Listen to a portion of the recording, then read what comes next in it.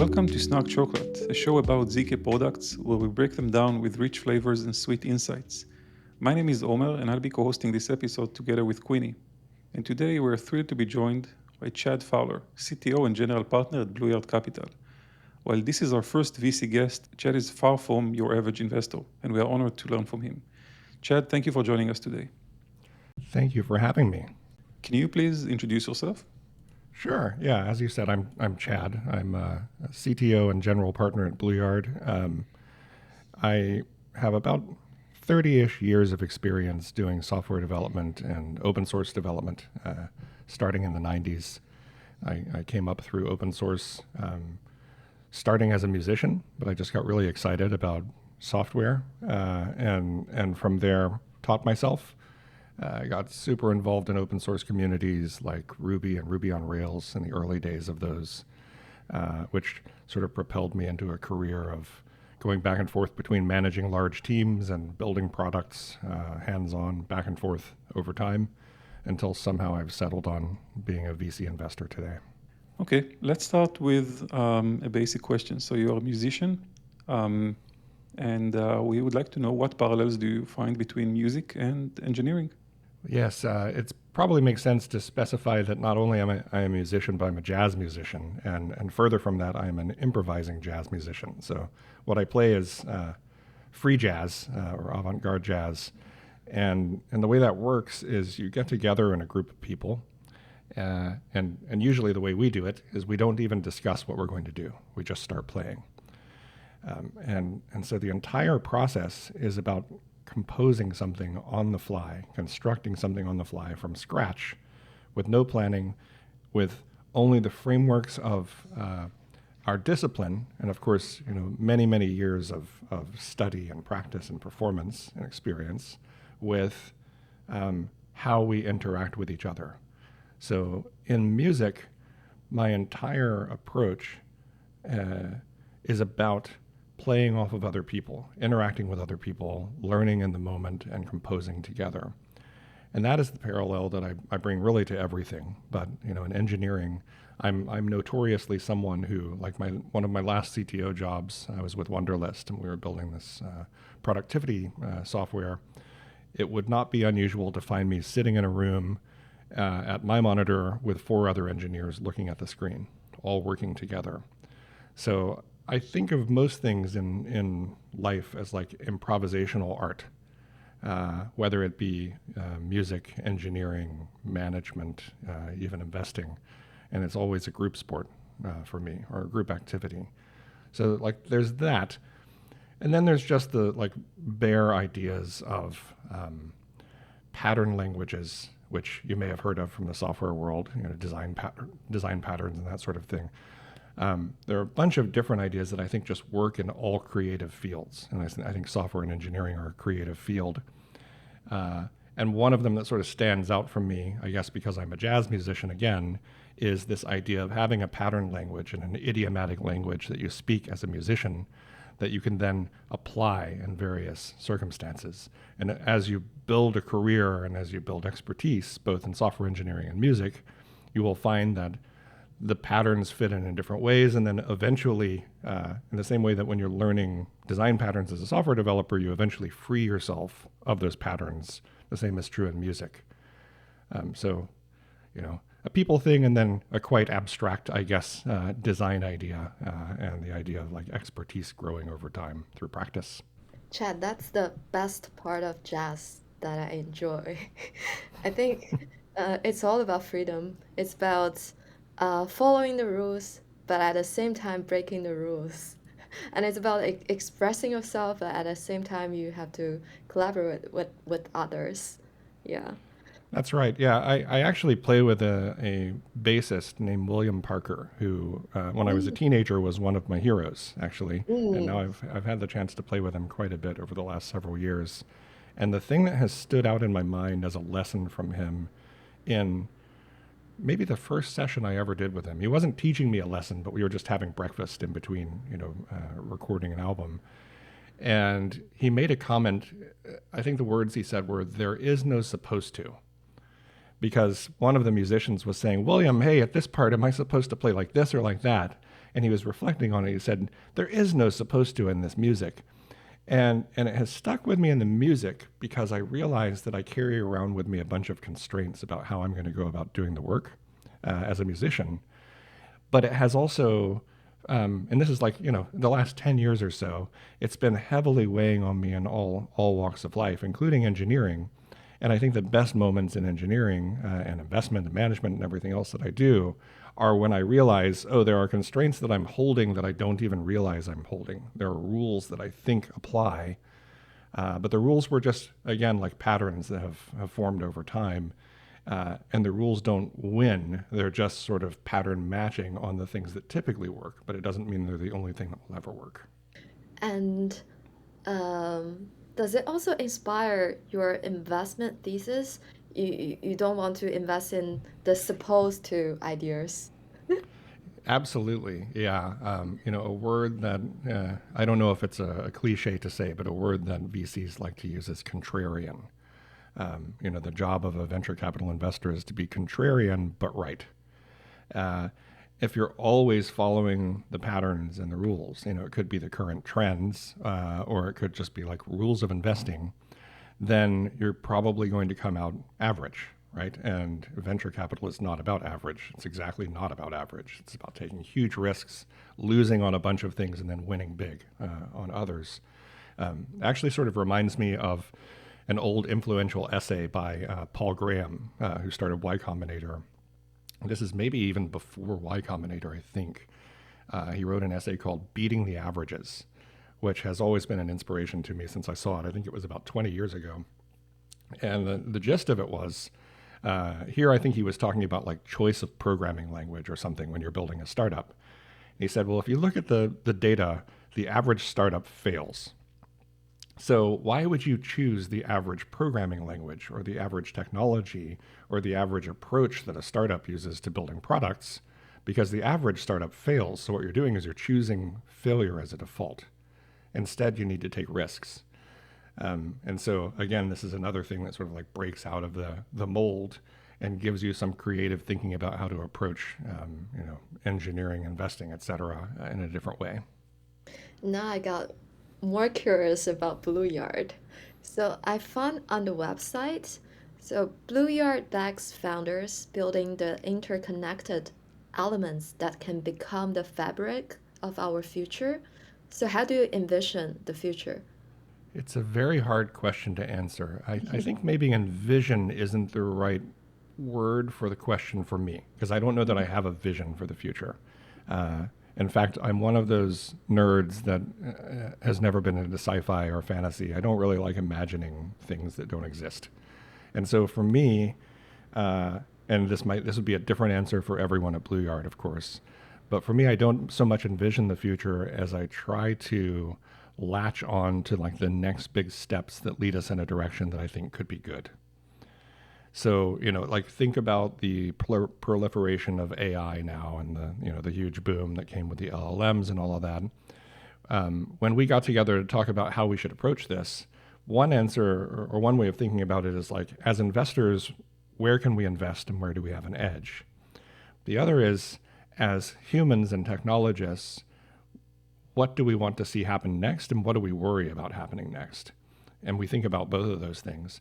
For me, the default was really to think about what I worry about and start trying to imagine solutions for a future that don't include stuff like mass surveillance or like being DDoSed by information overload from disinformation. You think about like back to all of the accusations of interference in the US election in 2016 from troll farms that were these huge government apparatus. Today, one single teenager in their basement, to use a cliche, could do the work of all of those troll farms because of LLMs. So my reaction was, in that case, was more of a, let us not create a future where the internet is destroyed and therefore the fabric of human information is destroyed by this new innovation, but rather one that is bolstered by it. And I can't say that we've made great investments yet in this area, but it sort of shapes how we think about things and how we pattern match. So, for example, a way technologically that you can see around that future is to think about things like cryptographic signatures on content and being able to trace provenance of content on the internet. So ideas around that are really interesting to me and some of us at BlueYard as just one example. But otherwise, like you'll even see that we have a framework of categories of things we invest in. Again, these are frameworks and they're patterns that we put in place, but they're really just pattern matching in the market at this current point of time. The overarching idea, though, is to build a better future and to bring these sort of like near-term possible sci-fi kind of realities forward, the positive ones. Kieran O'Leary, who's one of the partners and founders of BlueYard, he likes to talk about the Star Wars future versus the Star Trek future. And we're trying to bring forward the Star Trek future, which for me, as I said, not as a sci-fi person, I kind of had to read what that even means, but it resonates now that I know. Wait a second. What does it mean? Well, the Star Wars future is like the dystopian, warring, horrible future of sort of Mad Max-like sort of situation, interplanetary Mad Max, whereas the Star Trek future is this utopian idea of civilizations and races that interconnect and make each other better. Can Web3 technology save us? No, but it can help. So like talking about Web3, it is sort of a joke. Crypto fixes this. In a sense, it does, at least in some of the things I was just talking about. And I probably have to look back on my career and acknowledge that I carry some guilt as being part of the generation that created some of the mess that we have now. On the internet, because I was obsessed with the internet, and that really is how I got into technology. Is just I was so amazed by that moment in the 90s when the internet started to happen. People were interconnected, and I was such a techno optimist then. And you can really kind of read AI in the future context and make the parallel. But I was such a techno optimist. I wasn't thinking about things like privacy and the validity and integrity of information that's spread, and the sort of like mass scale ramifications and negative externalities that can come from such a powerful influence machine that the internet could be. And so I remember having conversations saying the ridiculous, embarrassing words of like, well, I'm not doing anything wrong, so why am I worried about privacy, for example? We've all heard people say that. I was not worried about encryption at rest even. That wasn't really a practice, unless it was super sensitive data. I mean, I'm from the generation where we would talk about HTTPS and now TLS and say, well, that's slow. Just use that when you're capturing credit cards. Otherwise, it's going to make your application slow. Like nothing's going to be encrypted otherwise. That was the spirit of the internet. And so how does crypto fix this? Well, in various ways, and this is why I'm in the crypto industry at all. I met Juan Benet from Protocol Labs back in early 2016. It was one of our first investments as BlueYard, actually. And it was from him that I first heard this vision for a user-owned internet, where users own their data for real, and companies in centralized fashion can't control it, they can't corrupt it. Users potentially own their identities with like self-sovereign identity type technologies, PKI, public key encryption technology, really being deployed at scale. And it got me and it got all of us at BlueYard excited about this future of an upgraded internet that was like, oh, wow, this is really going to be done right. We don't have separate databases of probably not encrypted usernames and passwords all over the internet that get leaked all over the place and still have ramifications, a decade into the future, like the huge LinkedIn RockU leak, for example. And so, if you look at like how identity works, user ownership of data, and then data and information integrity, Web3 can fix aspects of this. We are, for the first time, really deploying public key encryption at scale, at a scale at least, not at internet scale yet, but at least at Web3 scale, because people have wallets now, and they do it because they want to have money in them. But that gives us a wedge from which we could do things like, well, let's say anytime you post on X or some social site, you're going to actually sign the message that you post so that people know that at least it was you. And that gives us then foundations for building things like reputation that could still be even privacy preserving and potentially pseudonymous or anonymous. So yeah, I could probably talk. I'm actually writing a book about a lot of this stuff now, but I could probably talk therefore for many days about it. But yeah, I think Web3 can fix some of these problems. So good that you mentioned a book that you are writing. I actually know that you also wrote a couple of books in the past, and I'm curious what got you to write a book. What's about this format that attracted you, and what can you tell us about the process of writing a book? Well, my first book, I was always attracted to the idea of writing a book. And I used to actually even joke that everyone wants to have written a book and no one wants to write a book. I think that's not really true anymore because I don't know that everyone wants to have written a book anymore. But back then, that was the way that you sort of like crystallize your ideas and put your stamp on something. And honestly, 20 years ago when I did my first book, it was about establishing oneself as an expert. Now, why did I even want to establish myself as an expert, especially if I wasn't one? Because if I look back 20 years ago, I was only in software for 10 at that point. Yeah, it kind of seems ridiculous to me now that 20 years ago I thought I had something to write about. The reason is because this like label of expertise builds on itself. So, I had the opportunity back in like 2001 to hang out with the people who originally created this idea of agile software development. I spent a week. It was at a training course. It was literally the only computer-related training course I've ever taken because I studied music in school. And I was so inspired by being with these people that I told myself, somehow I have to just spend the rest of my career with people like this. So I thought, well, how can I do it? I'm going to become a person like this. So I just looked at the playbook and I said, well, these people are doing things like writing books, creating open source software, keynoting at conferences, etc. So I'm just going to do those things. So I wrote a book. I did a bunch of open source software. I started getting invited to keynote at conferences, and it all worked. And being able to be around these people, I think, has made me smarter over time. Certainly, at least shown me where I'm not smart. So this is why the format. Honestly, I've always been someone with a short attention span, so I like to have smaller pieces of content.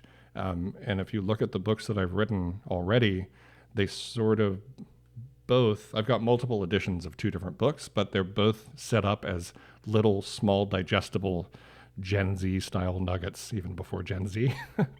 And so, that's what it was. Now, the positive outcome of writing a book. So like my second book was called Rails Recipes. It was the second book ever written about Ruby on Rails. Because no one was really an expert other than the creators of Rails at that time, it gave me a chance to dig more deeply and probably broader than anyone else in the world at the moment, including the Rails core developers, because I had to understand everything I was writing about. So I read probably every line of source code about Rails. And what I find when I'm writing, and it's true today too, is that I've got all these assumptions that I think, okay, I know this and I know that. And as I start writing about it, I realize, wait a second, I fundamentally don't understand that. I thought I did, but I've like glossed over and I've got this hand wavy knowledge about something. And writing the book, I guess because of like the ceremony about the fact that it is a book, it feels like something kind of weightier. It forces me at least to really challenge myself and go as deep as possible and really understand the technology I'm writing about in a way that I wouldn't otherwise, or the topic I'm writing about. My first book was about career development for software developers. And so, today I'm enjoying that too, because I'm writing about stuff in the crypto world. And again, realizing like, I sort of understand this concept and it's been good enough as a placeholder in my career until now, but now I'm going to go deeper.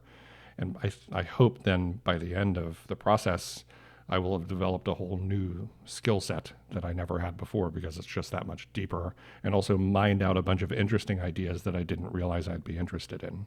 So wait, why write a new book now? Also, can you share more about, I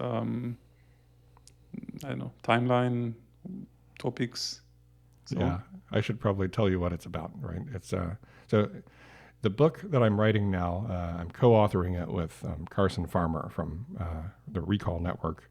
It is called Crypto and Web3: The Good Parts.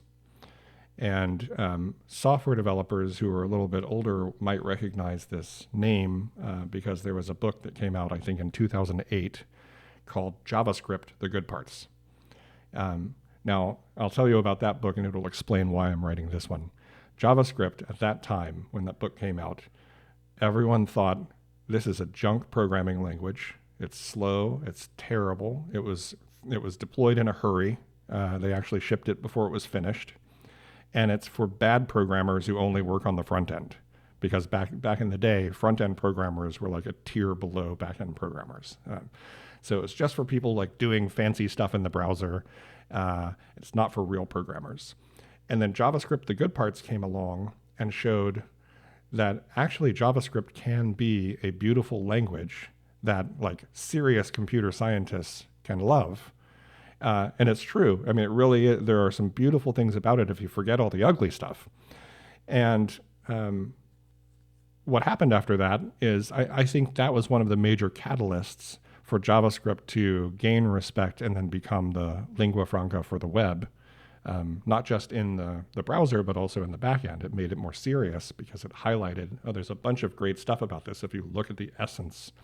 And the joke at the time, and I think this will be true of my book, is there was these huge thick books on JavaScript, multi-inches thick of paper, the definitive JavaScript guide, etc.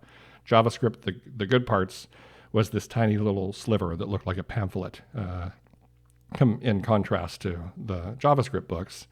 And the idea was like the essence of JavaScript, the really good stuff, can fit in a small book, and that's what you should focus on. So here we are with crypto now. If you look at the crypto landscape, like come into it, imagine being a new person that's never been in crypto before, Web3. You look at it and you say, well, first, it's overwhelming. There's so much going on. There's like, how many chains exist now if you count all the L2s? I don't know. It's too many to count. It's probably always changing. There are all these different projects. It's like profile picture NFTs and meme coins and dexes and sexes and all these things. How do you make any sense of it? And then also look at it and say, it's also sort of like from the outside, objectively bad, because there's constant fraud, there's constant hacks. It's just like terrible. So, I find myself out in the world talking to old friends from, the software community, and I mention what I do. And as soon as they hear crypto, people will just seize on that and start sort of, attacking me, low grade attacking me.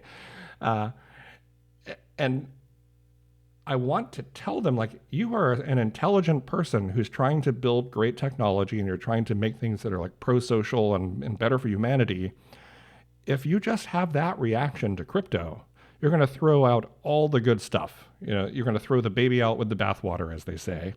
And so I wanted to finally create a document that's like, this is the stuff that no matter what you think about meme coins and FTX and all the junk that you see in the world of crypto, this is stuff that everyone needs to know because this is going to make the internet better.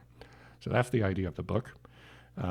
It started as a joke on X, actually, because I just thought someone needs to write this book, and I jokingly posted, "Don't make me write it." Then Carson Farmer replied and said, "I think you need to write it." And then my publisher from way back in the day replied and said, "Write it." So I have, of course, signed with the same publisher.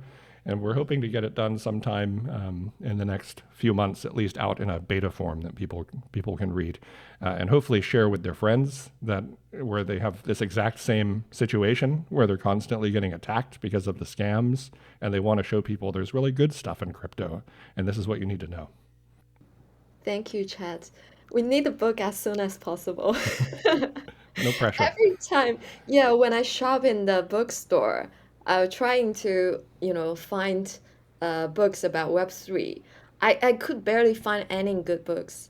There also, like, I remember when I was in Japan, in Tokyo, in the biggest bookstore there, I could only find 4 or 5 books that are related to Web3, and all of them were about NFTs. Yeah. Oh no, yeah. And it wasn't just NFTs, but it was probably like profile picture NFTs Yes. and the NFT craze, right? Yes. Nothing against that. I have an NFT. I have a noun, which I think is one of the coolest NFT projects, Yeah. and that's what I use as my avatar on Twitter. But yeah, I mean, almost as amazing a fact is that there are still bookstores that you can go shopping in. I sort of miss those days, at least in terms of the ambient discovery you can do. Uh, it is a weird time to write a book, though, because, like, I don't know, people don't seem to read them as much as they used to. But I'm Mm. hoping that a short one like this will help. Yeah, but still, I want to see your book there. I promise I will try. I want to jump to the topic of privacy. So, last year you recorded a bunch of content on privacy, and I wanted to learn what got you to go down this rabbit hole, and what did you learn? Yeah, so I did a podcast called the Privacy Podcast with Anastasia Uglova. She's a privacy researcher based in Austin. Um, the reason that I went down this path, um, it's very specific, actually. I talked about carrying some guilt for how I behaved as a technologist as the internet was being created and my influence over organizations. And, but the thing that really woke me up was realizing over time what a negative influence social media has been on humanity. And not just what a negative influence it has been, but how scary it could be if it goes unchecked as is. Now, you probably have to back up a little bit to figure out, how that relates to privacy. I remember one of the first conversations I had with a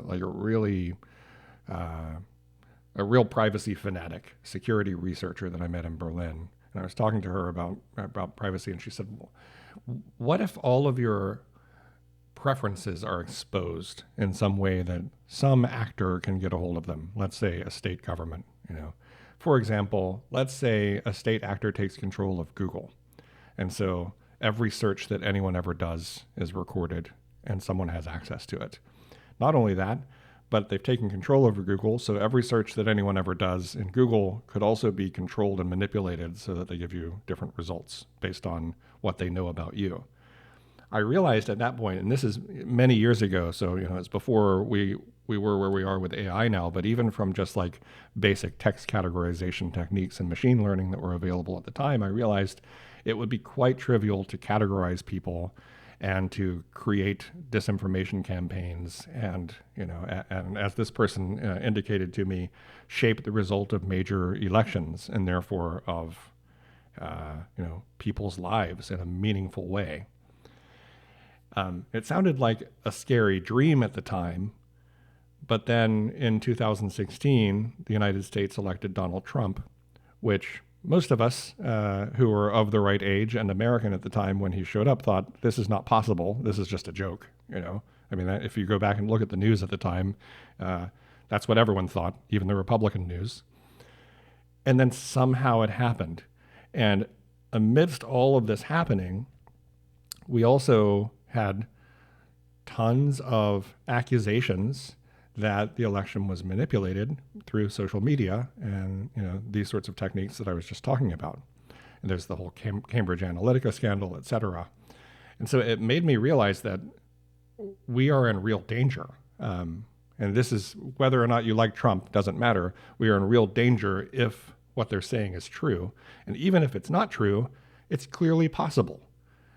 And now we see like real evidence of what could happen. Whether or not it did, it's clear. Any of us who understand how this stuff works know it could happen, right? And that led me to the sort of extreme realization that I think I said earlier, influence machine or something, but social media is really a set of technologies that can be used for programming people.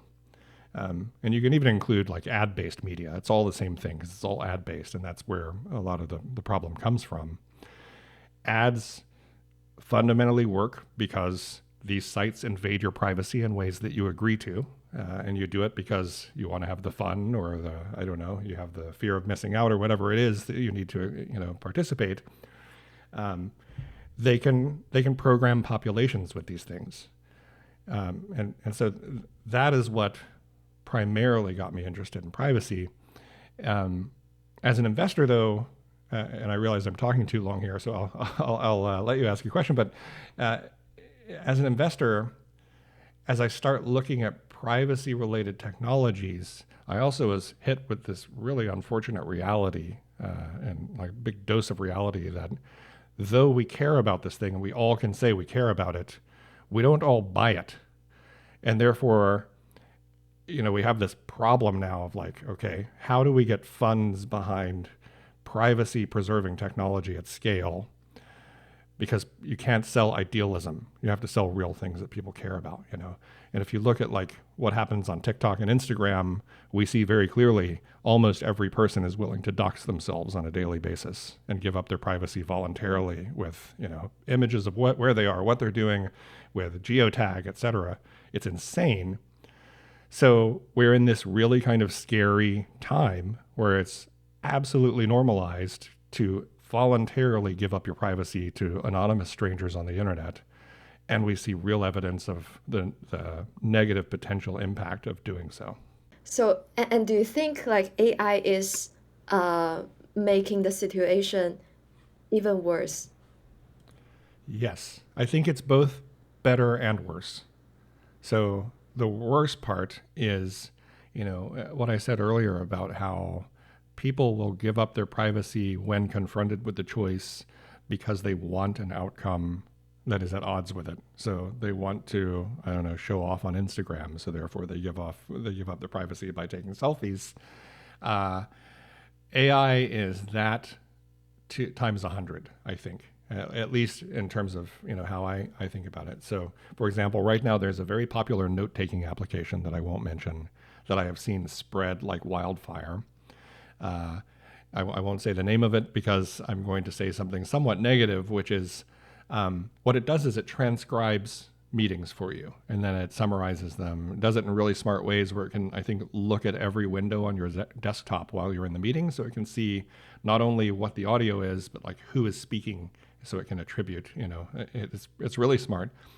It's so good for people like me who are in meetings all the time that everyone is just signing up for it and using it.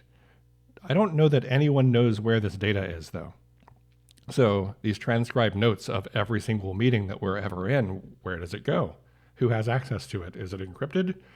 Is it encrypted in a way that the owners of this application can't see it? Because if not, wow, that is scary.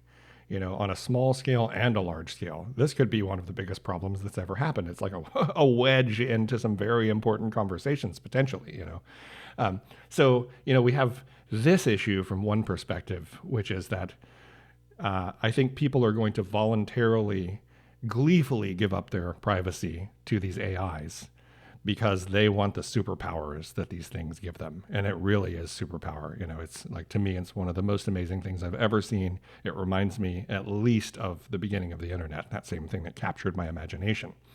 Now, how is it better though? Maybe AI gives us a moment where we say, you know what? The best superpower I could ever have is if the AI knew literally everything about me. Like, it knew my heart rate and it knew everything I look at on my computer all the time. It knew who I talked to. It knew how I felt. It knew if I'm sick. It can tell if I'm drinking too much or, whatever it is. I'm eating too much, not exercising.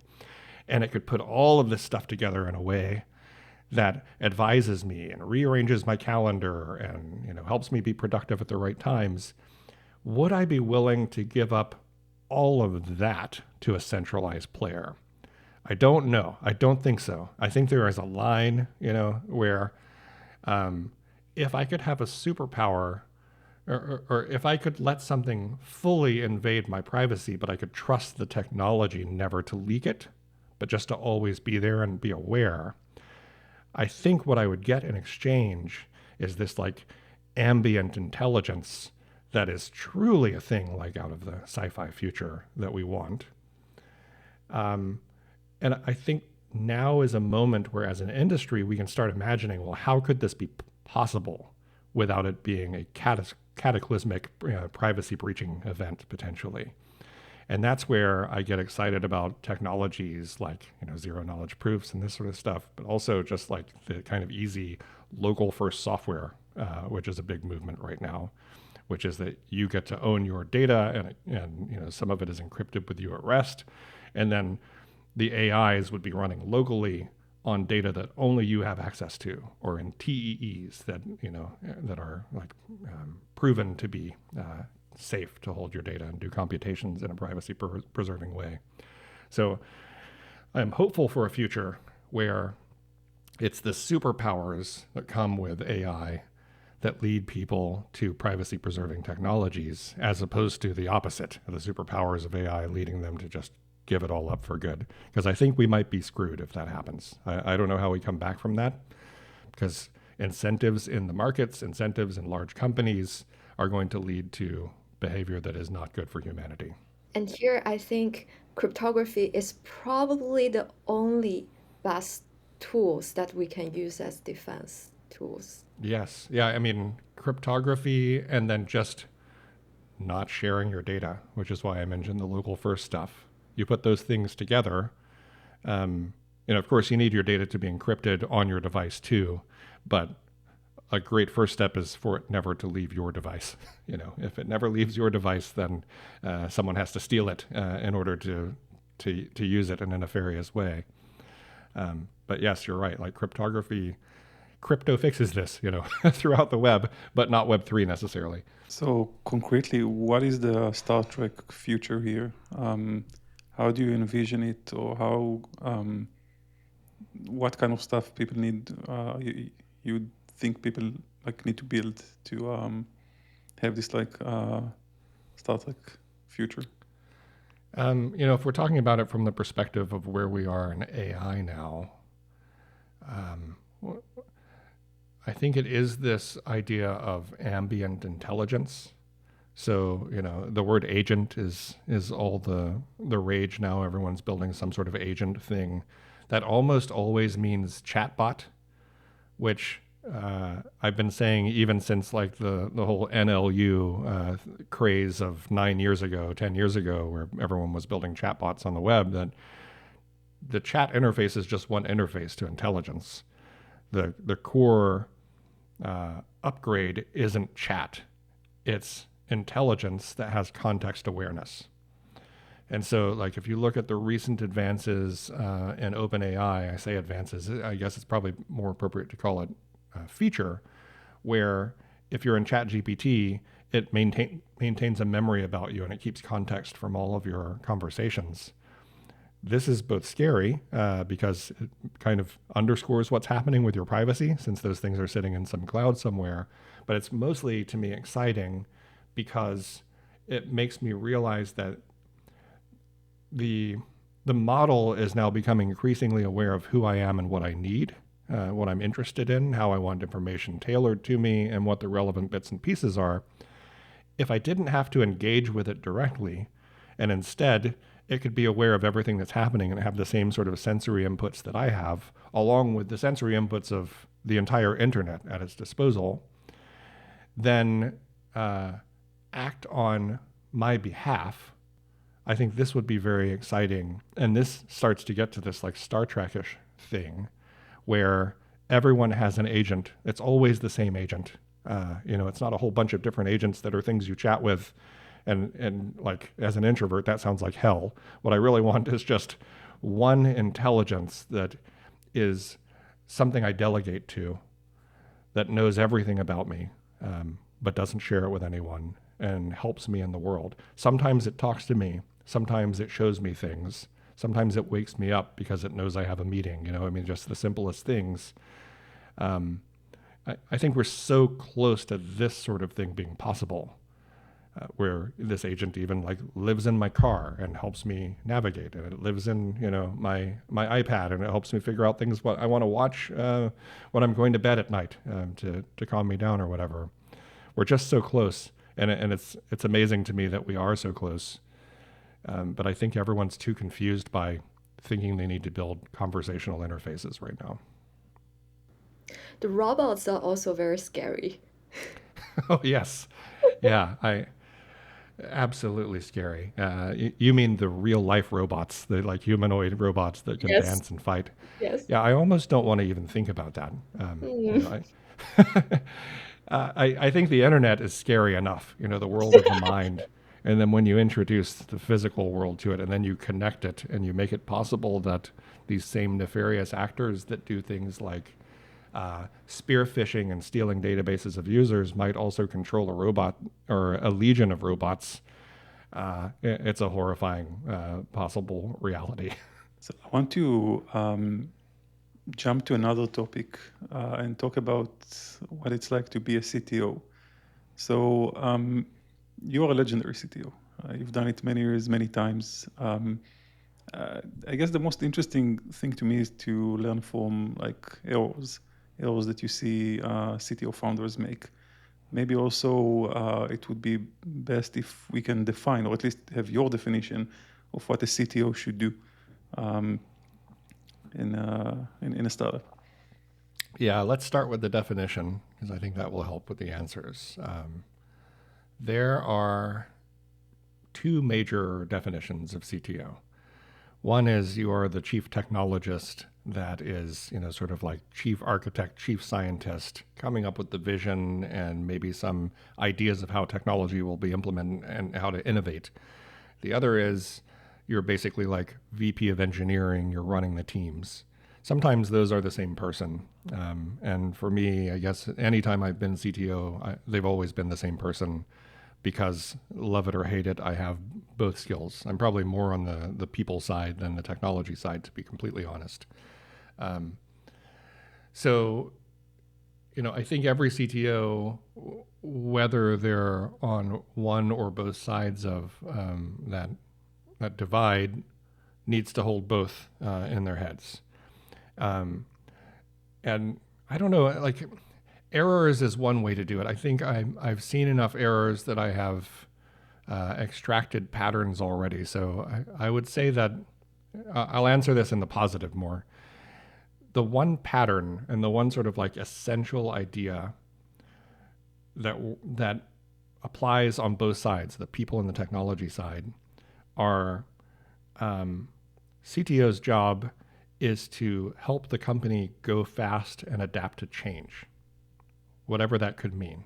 And it's different in every industry. And you can screw that up from a people perspective, and you can screw it up from a technology perspective. And I've seen people do both, sometimes at the same time, usually at the same time, actually. If you're going to screw one up, you usually do both. But for me, one of the sort of like core ideas that I've extracted from both software and management failures is that things need to be small. Teams need to be small, projects need to be small, software components need to be small, problems need to be small. And if they aren't, then they need to be subdivided so they're small. And there are many, many reasons for this. One is just like if you look at something massive, it's really difficult to understand it. It's difficult to estimate a project that's too complicated, and therefore you can't make business plans. If I ask you, like, please make a new real-time operating system where all of the software that gets deployed on it can be easily formally verified, how long will that take you? You will not have a good answer unless you just did it. And then it's like probably about as long as it took me last time. But if I say, please make a device driver that makes this light go on and off on this computer, then you can say, okay, I can probably do this in 2 days and have it tested, And the difference between those are like the scale and complexity of the problem. And it applies to human organization as well. A team that's too large doesn't have an identity. It's very clear, very difficult to create a mission for a team that's too large. But a smaller team, it's very easy to create a shared vision and mission for what the team is supposed to do and for everyone to understand, to remove communication overhead. Software components, if you're building very complex software that is made of large pieces and you need to change a piece, it becomes very difficult. You can't change it because the pieces are too big and they're too intermingled. And so, there are a lot of layers on top of this idea of make things small. It ultimately ends up being about things like coupling and interdependency. And you want to remove coupling and interdependency, whether it be in technology or in organizations. But I think if you start with this idea of small first, it it leads in the right direction, both people wise and technology wise. So, Chad, in a 2018 talk, you predicted that eventually all software will be open source and funded through blockchain or token-based models. So, 7 years on, after everything that's unfolded, do you still stand by that vision? I stand by it as a vision and as an aspirational idea. Yes, uh, I think if it weren't for some of the recent advancements in AI, we would be closer to it being true. But now there's a whole new sort of arsenal of software that companies are going to be holding very, very close. Um, Although there's also some nuance there where you could create, open source software and have these quote unquote open source models when in fact they're not really open source. They're free to use, but no one can understand the actual neural networks they represent. So, maybe it ends up being that even in the face of AI, it's compute that's the difficult resource to gain, and the software isn't, in fact, the valuable thing. Um, I also don't believe that things have to be funded on the blockchain, of course. That was just a vision that I laid out because I was excited about that being a potential direction, and it came from the insight that I got even initially from, as I mentioned, Protocol Labs and Filecoin. There is no incentive. In fact, there's a reverse incentive for Filecoin software to be closed source. It wouldn't make any sense. It's the network that has value, not the software. And if the software is closed source, then you can't trust the network, and therefore the network doesn't have value. So I think this is a really interesting aspect and property of Web3 that these networks with basically like game theoretical mechanism design create economies that then fund the software that drives the economy and drives the network. So I fundamentally still believe that we will continue to move in this direction. But there is this sort of like slippery slope or fuzzy line, probably a better way of saying it, between software and hardware now.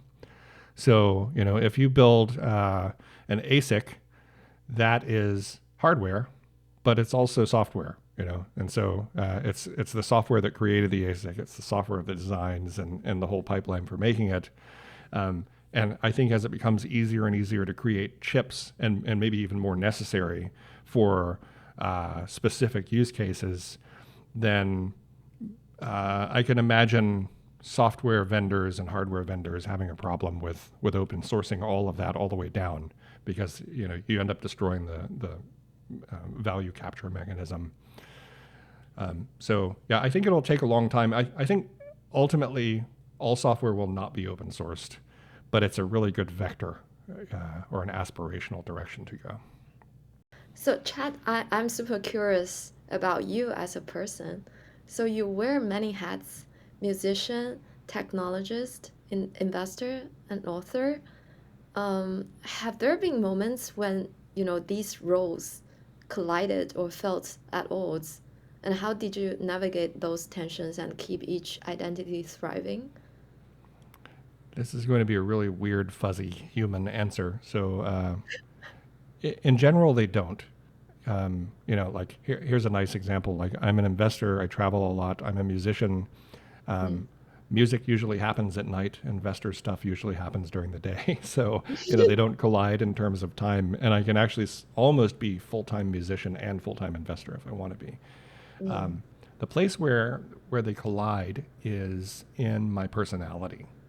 Mm. So, I, probably even going back to the time that I told you William Parker told me there is no supposed to, I started to realize that my personality in professional settings was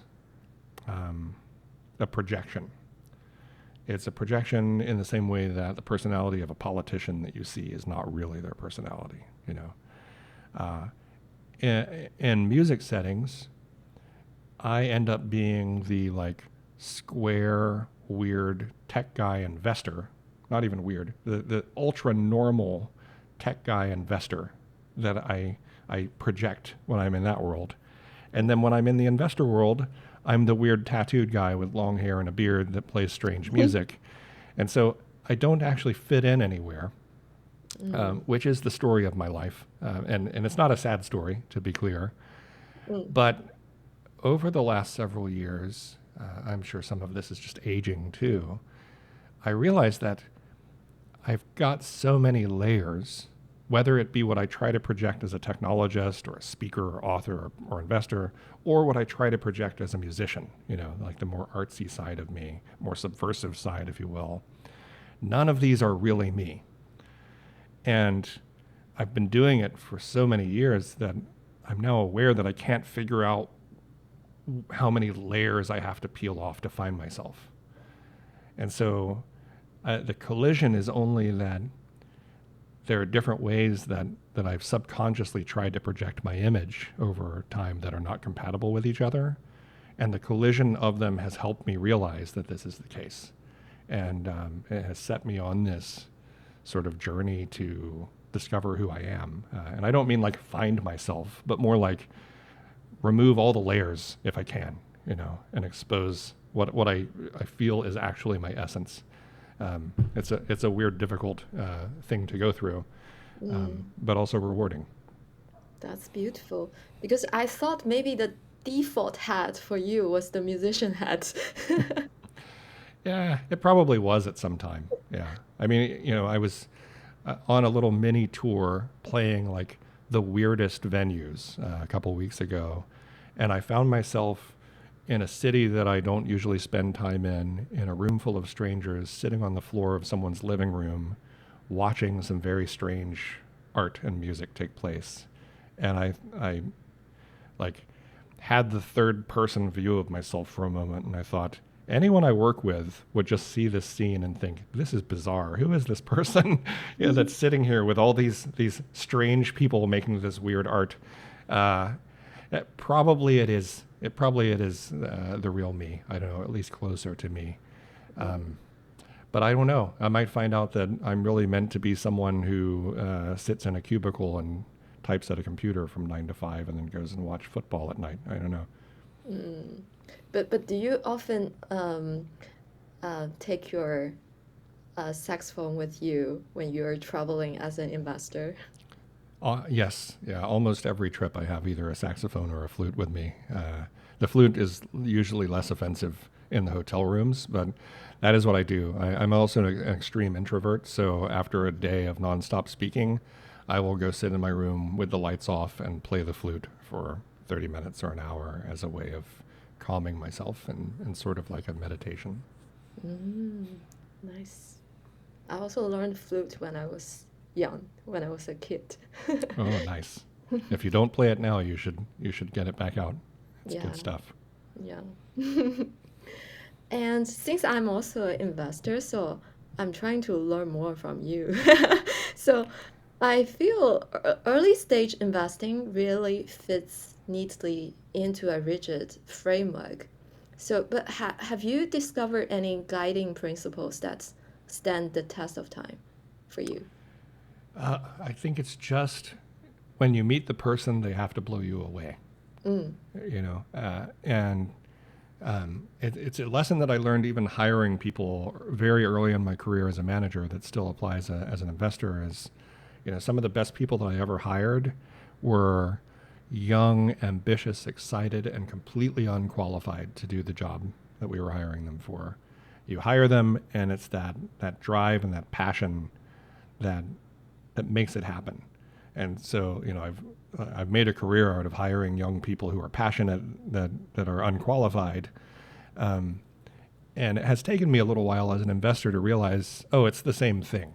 You know, you can find the old seasoned crusty person who's done this a million times, and they may do a great job, But if you don't find that spark and that passion, then they're probably not going to have a massive outcome and create something truly meaningful and impactful.